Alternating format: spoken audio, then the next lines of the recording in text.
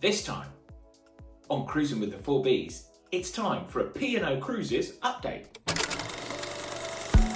And just like that, the end of the year is upon us. Look back, No, not him and a corporate one, a real one with myself. I don't really have the teeth for a P&O corporate update.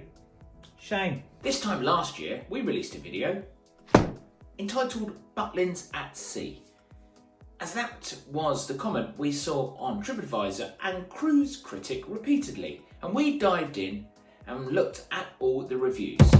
We took the score out of 5 from Cruise Critic, and TripAdvisor gave each ship a score out of 10 and then ranked them.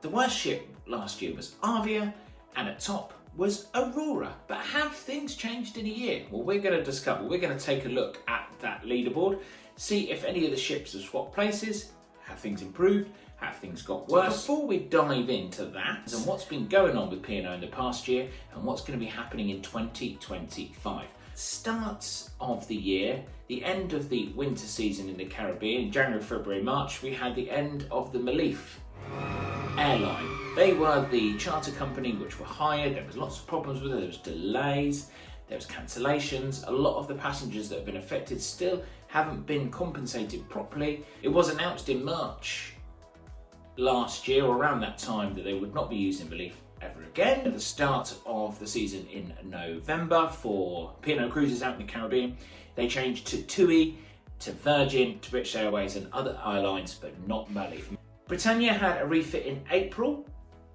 I was on board for the first cruise afterwards. There were some really good parts, some not so good parts. You can check out the video, we'll link it at the end. Arcadia had a refit. It was a 19-day refit, so a refresh, a 5-year general maintenance refit to 2025. What do we got coming up? Well, refits include Azura, Aurora, and also Iona. A little note on these refits, they're all around 19 to 20 days.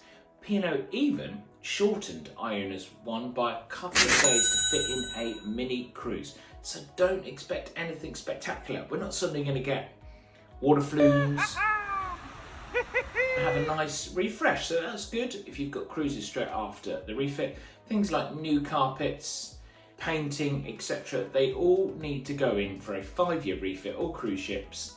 And this is the general maintenance, and the main thing that needs to happen, the engines need looked at, and also the hull needs painting. So that is what's happening in 2025. What's not happening, no real changes to the itineraries. If you're used to a P&O itineraries and where the ships are going, for example, Arvia, Britannia, into the Caribbean in the winter. Any news on any new ships? No, none at all. Normally there's a lead up of 3 or 4 years, so we are probably looking at a new ship for P&O Cruises at the earliest at 2030. What do you think about that? Please let us know in the comments below. Just don't forget to hit that like button if you enjoyed this video. Subscribe button is completely free, and we have plenty of P&O Cruise content. Let's head on and find out if there's been any changes in the leaderboard of P&O Cruises according to your reviews. Aurora was your favourite P&O ship. And there's no change at the top, but this year they have gone down 0.5 of a mark. They're now down to 7.2. What did people like about Aurora? They liked it was adults only. They liked the destinations. There's more longer cruises on Aurora. They liked the price. They liked the crew that was friendly, and even due to its age, they found the state of the ship was okay. Mixed reviews was the entertainment. Why it dropped down 0.5 were mainly due to the food. There was lots of bad reviews of the food, the general cutbacks. And to note, it's going to have a refit in 2025. Will that improve its score, and will it be number 1 next year? At number 2, last year was Azura with a score of 7. This year, it's still at number 2 with a score of, you guessed it, 7. What do people like about Azura? They like the flights, the transfers, the destinations, especially when it's based out of Malta. There was mixed reviews on the food, entertainment, service and crew.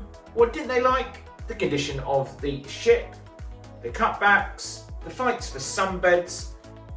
This ship had one of my favourite ever reviews. Here's a snippet. But what were their view on the buffet?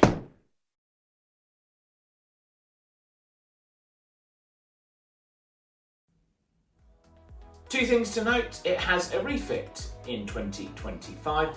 At number 3, it's Britannia with a score of 7, exactly same score as this time last year. What did you like about Britannia? It had a refit in April 2024, so you like the condition of the ship in the past year. The price once again creeps up. The destination, the kids club get mentions quite a lot. The flights over for TUI in the past few months. Mixed reviews on Norse, one of the new airlines that P&O are using, and the entertainment.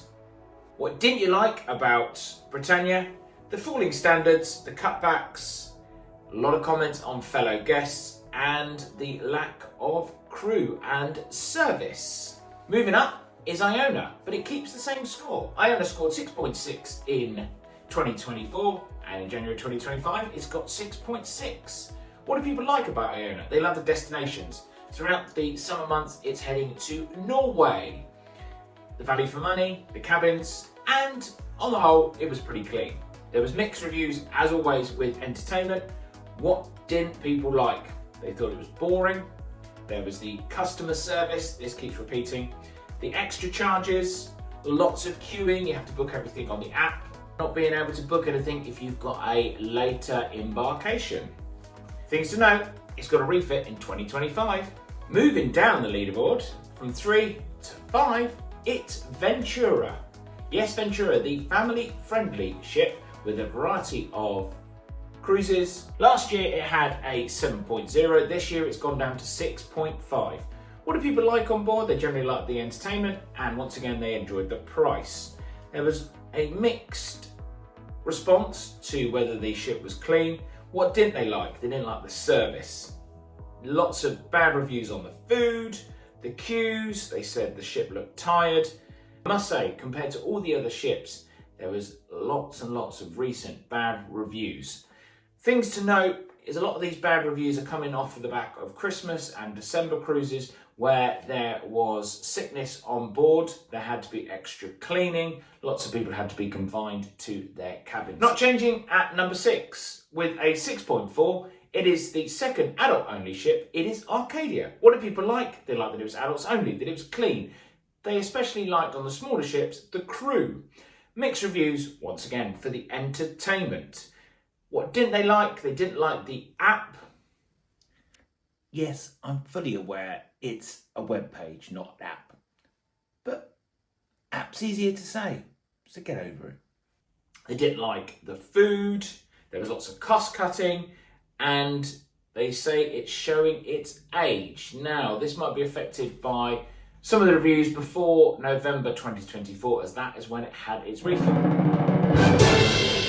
Once again, the worst rated cruise ship for P&O is once again the newest ship, the largest, it's Arvia. And Arvia last year got a score of 6.1, it's gone down to 5.9.